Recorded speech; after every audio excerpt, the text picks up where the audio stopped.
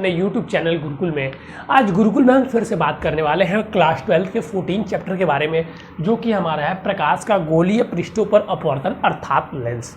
हमने पहले ही वीडियो में बताया था आपको कि हम ये एक टॉपिक पढ़ेंगे, उसके बाद से हम जो हमारा रे ऑप्टिक्स है, जो प्रकाशिक हमारा चैप्टर है जिससे हमारे बोर्ड में 15 नंबर के क्वेश्चन आते हैं, उसमें जो प्रमुख एक डिराइवेशन है जो कि अभी से प्रारंभ हो चुका है और उसका मुख्य टॉपिक क्या है, लेंस।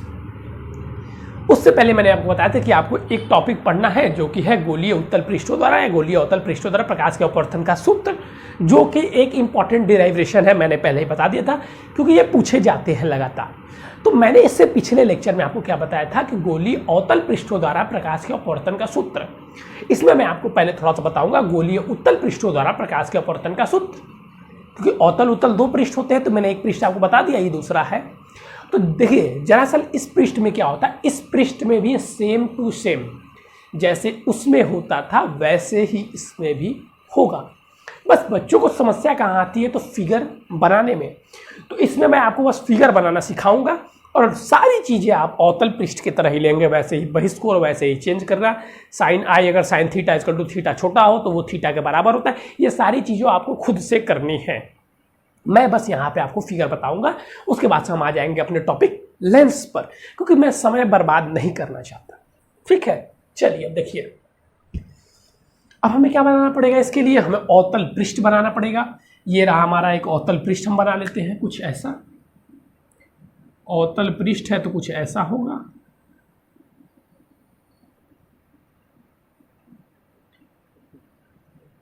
ठीक है, ये हमारा हो गया अवतल पृष्ठ। मैं लिख देता हूं इसको, अवतल पृष्ठ।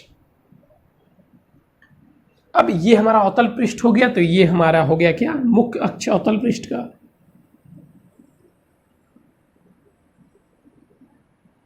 अब ये इसका मुख्य अक्ष हो गया। तो देखिए अवतल पृष्ठ है तो इसका केंद्र कहाँ होगा, मतलब वक्रता केंद्र सी कुछ यहाँ पर होगा। हाँ सर, यहाँ पे कुछ होगा। ये क्या है हमारा, ये हमारा मुख्य अक्ष है। ठीक है, ये माध्यम 1 है जिसका अपवर्तनांक आप n1 ले सकते हैं, और ये माध्यम 2 है जिसका अपवर्तनांक आप n2 मान लीजिए। अब बात करते हैं हम मेन टॉपिक के बारे में, नेक्स्ट चर्चा हम करते हैं जो कि हमारी इंपॉर्टेंट टॉपिक है, जो हमें आपको समझाना था। यहां तक तो किसी को भी कोई परेशानी होनी ही नहीं चाहिए। फिगर ध्यान से समझिएगा, अगर पहला वाला भी ये फिगर आपको नहीं समझ में आया तो सेम टू सेम ऐसे ही होगा। हम यहाँ पे क्या किए, हम यहाँ पे ऑब्जेक्ट रख दिए, ओ पे हमने ऑब्जेक्ट रखा। अब ऑब्जेक्ट से प्रकाश की किरण निकली, सॉरी ऑब्जेक्ट ज़्यादा दूर हो गया ना, थोड़ा सा हम ऑब्जेक्ट को पास रख देते हैं यहाँ पे, जस्ट लाइक दैट। हाँ, यहाँ पे हमने क्या रखा, ऑब्जेक्ट रख दिया, ये निकली यहाँ से प्रकाश की किरण। चलिए, अब प्रकाश की किरण ये विरल माध्यम है और ये सघन माध्यम है। तो विरल से सघन में जाएगी तो अभिलंब की ओर झुक जाएगी, ये हमने पहले ही पढ़ चुका है। तब इसमें अभिलंब कहाँ है, मैंने आपको पहले ही बताया था, किसी भी गोलीय पृष्ठ में उसका अभिलंब क्या होगा, केंद्र से होते हुए हमेशा जाएगा। ये सर्कल की प्रॉपर्टी आप लोग जानते ही होंगे, नहीं जानते तो यहाँ पर जान लीजिएगा कि अगर किसी भी वृत्त से कोई रेखा खींची जाए लंबवत, तो वो लंबवत होगी और केंद्र से जाती हुई रेखा हमेशा लंबवत होती है। तो ये हमारा क्या है, अभिलंब। यह हमारा अभिलंब है, इसको हम n से दरअसल रिप्रेजेंट करते हैं। अब ये देखिए, ये हमारा अभिलंब है, ध्यान समझिएगा इस चीज को। यह हमारी प्रकाश किरण ऐसे जानी चाहिए थी। अब ये अभिलंब की ओर झुक जाएगी तो अभिलंब की ओर झुकेगी। हाँ सर, झुकेगी नहीं तो झुकेगी। अब अभिलंब इधर, ये वाला पास, ये अभिलंब कहाँ है, यहाँ है, ये तो बहुत दूर पड़ जा रहा है अभिलंब। इस अभिलंब का वो अनुसरण करेगी, किस अभिलंब का अनुसरण करेगी, जो केंद्र की ओर है उस अभिलंब का अनुसरण करेगी। भाई बाहर की ओर थोड़ी ना करेगा, अंदर की ओर उसका अनुसरण करेगी। हाँ सर, अनुसरण तो करेगी। तो ये हल्का सा अभिलंब, बहुत ज़्यादा मैंने झुका दिया, ये हल्का सा ऐसे अभिलंब की ओर झुक जाएगी। अब जब ये अभिलंब की ओर झुक जाएगी तो अगर हम दूसरी रे अगर यहाँ से ले जाएं, ये यहाँ से हमारी दूसरी रे चल पड़ी, तो ये तो ऐसे ही निकल जाएगी अर्थात, और ऐसे ही आ भी जाएगी अर्थात ऐसे ही निकल जाएगी, तो ये दोनों एक दूसरे को कहीं पे काटेंगी ही नहीं। ठीक है, अब जब ये एक दूसरे को काटेंगे ही नहीं तो प्रतिबिंब बनेगा ही नहीं, तो हम इसको क्या करेंगे, इसको बैक लाएंगे।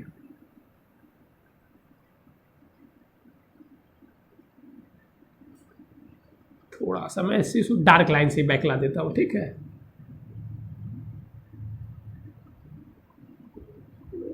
ये यहाँ पे हमारा, अब इसको भी आप बैक लाएंगे तो यहाँ पे कट जाएगा ना दोनों, और यहाँ पे हमारा क्या बन गया, इमेज बन गया। यहाँ पे हमारा इमेज बन गया। बस फिगर में देखिए यही अंतर था, सारी चीज़ें ऐसे ही थी, और ये चीज़ आपको समझ है। इसका फर्स्ट फिगर आप कर लेंगे, आप सब चीज़ कर लेंगे।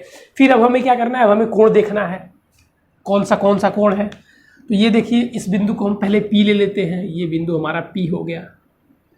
अब हम कोण देखते हैं, तो ये हमारी कौन सी थी, आपतित किरण थी। इसको मैं लिख देता हूं, आपतित किरण, और ये हमारी अपवर्तित किरण कहाँ गई, अपवर्तित किरण। तो ये आपतित किरण और अभिलंब के बीच अब हमें कोण बनाना है, तो ये कोण बनेगा, ये रहा अभिलंब और ये रहा आपतित किरण। ये कोण हमारा आई हो गया, ये कोण हमारा आई हो गया।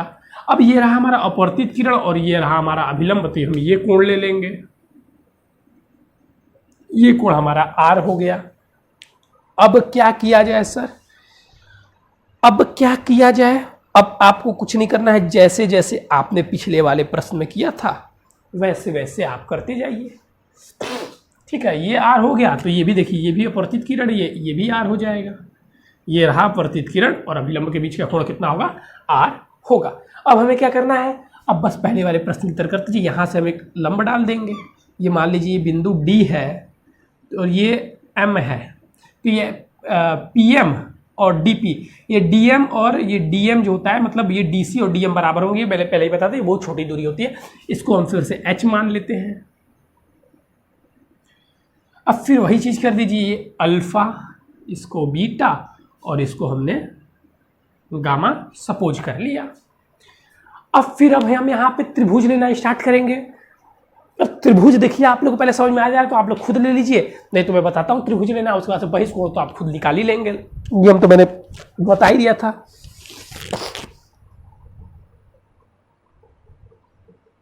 देखिए देखिए त्रिभुज देखिए, अगर आप ले लेते तो बहुत अच्छी बात है, अगर आप ले लेंगे स्वयं तो बहुत अच्छी बात है, अगर नहीं ले पाते हैं तब तो हम हैं ही आपके लिए। बस चलिए भाई, टाइम खत्म, इससे ज़्यादा समय आपको नहीं दे सकते हैं। ठीक है, देखिए अब हम बहिष्कोण बनाना है।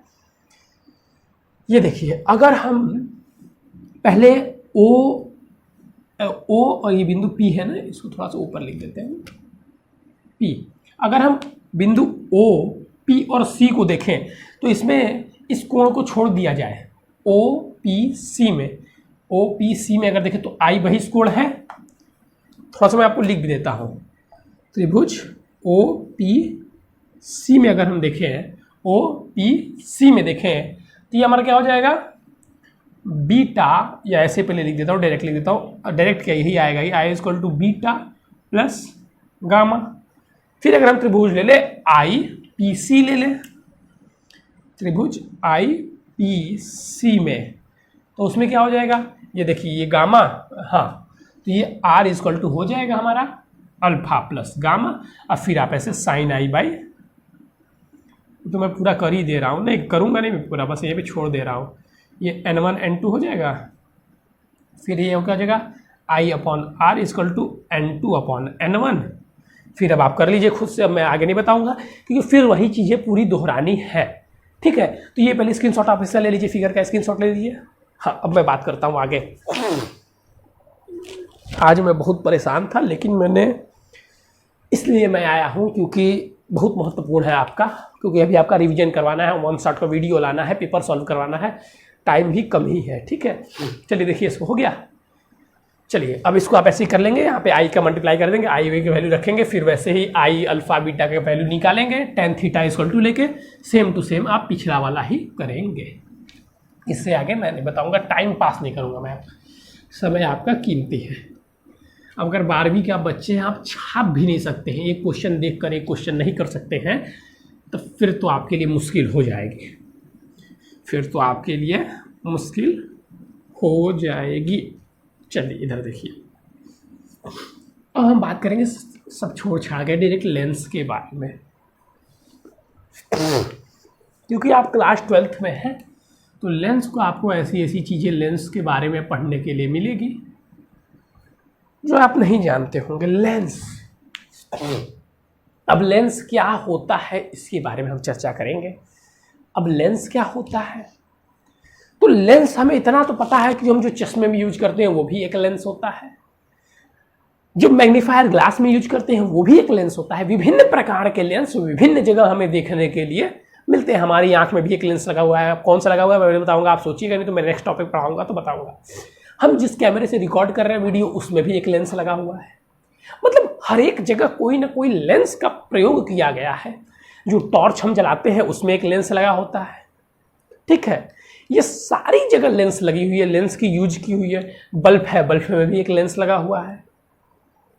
तो इस चीज को समझना हमारे लिए बहुत जरूरी हो जाता है, क्योंकि हमारे ज्यादा ही दैनिक जीवन से जुड़ा हुआ है, लगाव है। हमें देखने में समस्या होती है तब हमें लेंस लगवाना पड़ता है, पास दिख रहा है, कम दिख रहा है, कब कौन सा लेंस लगवाए, कैसा लेंस लगता है, कैसे लेंस लगेगा, कितने पावर का लेंस लगेगा, कितनी क्षमता का लेंस लगेगा, कैसे कैसे लेंस होते हैं, इस चीज़ को जानना हमारे लिए बहुत ही जरूरी हो जाता है। क्यों? क्योंकि ये हमारे दैनिक जीवन से ज़्यादा ही जुड़ा हुआ है। देखिए, मैंने फिर से पहले ही टॉपिक में आपको बताया था कि हम फिजिक्स में बस वही चीज़ें पढ़ते हैं जो हमारे दैनिक जीवन से जुड़ी हुई हैं, इसलिए फिजिक्स इतना महत्वपूर्ण विषय हमारा हो जाता है। चलिए अब हम बात करते हैं लेंस के बारे में कि लेंस क्या होते हैं।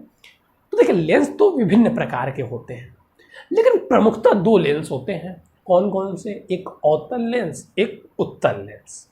एक अवतल लेंस, एक उत्तल लेंस। तब ये लेंस होता कैसा है? लेंस एक पारदर्शी माध्यम हम बोल सकते हैं। लेंस दो पारदर्शी माध्यम से या दो वक्र पृष्ठों से, दो पारदर्शी वक्र पृष्ठों से मिलकर बना हुआ होता है। अब वक्र पृष्ठ की जगह आप समतल ही बोल सकते हैं। एक वक्र पृष्ठ, एक समतल पारदर्शी माध्यम से मिलकर बना हुआ होता है, ठीक है। उसे हम लेंस कहते हैं। अभी देखिए, लेंस में आपको कहाँ से मैं उठाऊंगा, कहाँ तक लेके जाऊंगा, मैं पहले फिगर बना देता हूँ लेंस का। ये हमारा हो गया, ये एक पृष्ठ, ये दूसरा पृष्ठ, ये उत्तल लेंस हो गया। ये क्या हो गया? एक वक्र पारदर्शी पृष्ठ, और ये दूसरा वक्र पारदर्शी पृष्ठ हो गया हमारा। दो पृष्ठ है ना, ये P1 इसको हम लोग P2 बोलते हैं, इसको हम लोग P1 बोलते हैं। यहां तक तो ये क्या है? हमारा उत्तल लेंस है। अब अवतल कैसा होगा? दो अवतल वक्र पृष्ठों को जोड़ दीजिए, ये हो गया हमारा अवतल लेंस।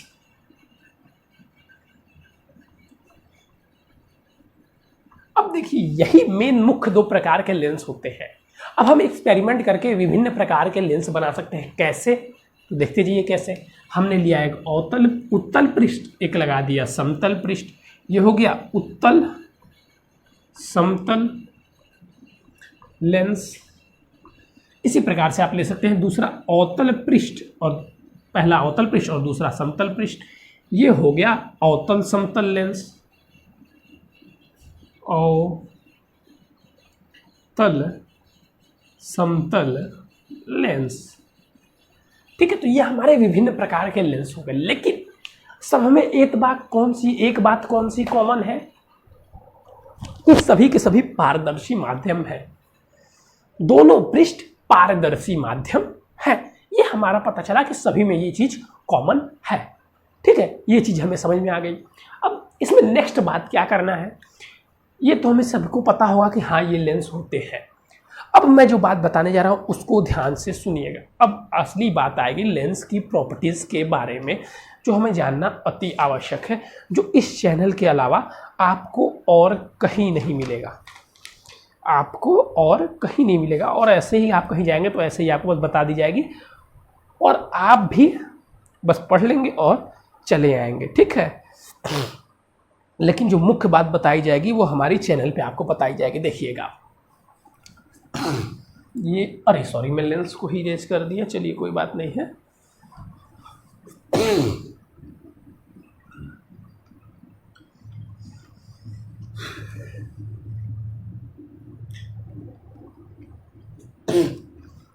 ये चीज़ ध्यान से आप देखिएगा, इस चीज़ को समझना बहुत ज़रूरी है। नहीं समझेंगे तो आपसे कोई प्रश्न पूछेगा तो आप नहीं बता पाएंगे। जैसे मान लीजिए हमारा ये उत्तल लेंस है या अवतल लेंस, कोई भी लेंस ले लीजिए, ठीक है। ये हमारा उत्तल लेंस है तो इसका एक मुख्य अक्ष होगा। देखिए एक टॉपिक आप ध्यान सुनिए जो मैं बता रहा हूँ। हम देखते हैं कि हम प्रकाश यहाँ पे डालें,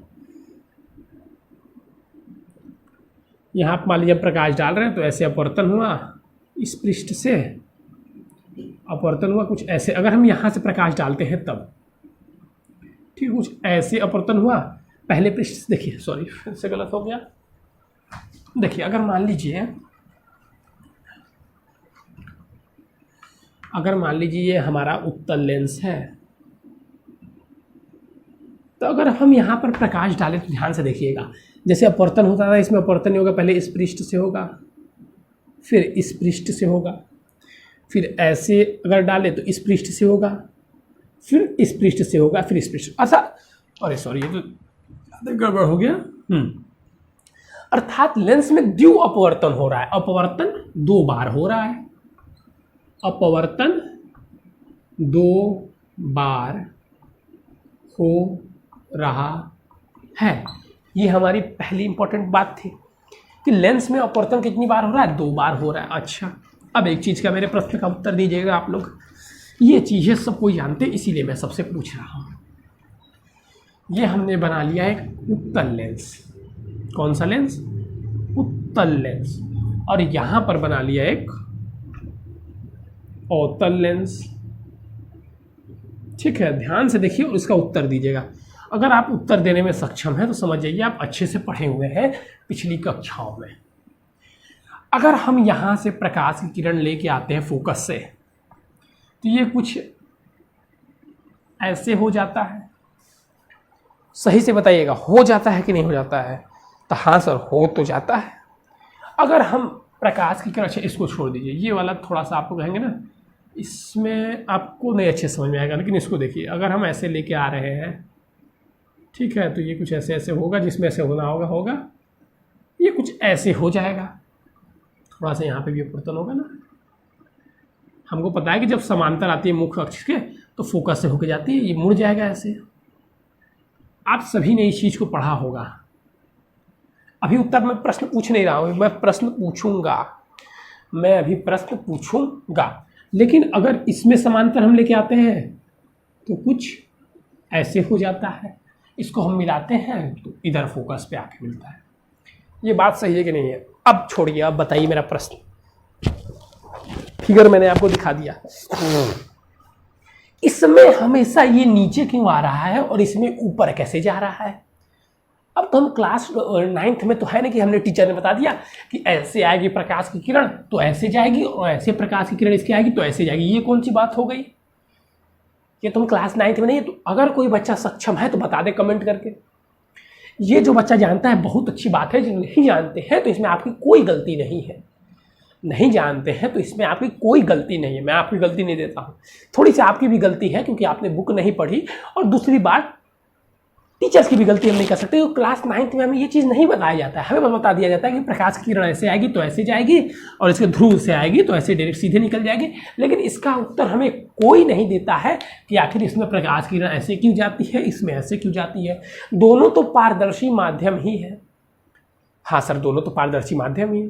तो ऐसा क्या इसमें अंतर है और इसमें अंतर है कि दोनों मतलब इसमें ऐसे निकल जाती है, इसमें ऐसे निकल जाती है। तो कुछ बच्चा बोलता है क्या सर इसमें वक्रता केंद्रधर है, इसमें वक्रता केंद्रधर है, सर ये ऐसा है वो ऐसा है। लेकिन सटीक आंसर कोई नहीं दे पाता। लेकिन अगर आप इस वीडियो को देख रहे हैं तो इसके बाद आप इसके सही उत्तर को दे पाएंगे। ठीक है, अब देखिएगा यहाँ पर जो मैं चीज़ बताते जा रहा हूँ उस चीज़ को अच्छे से समझिएगा।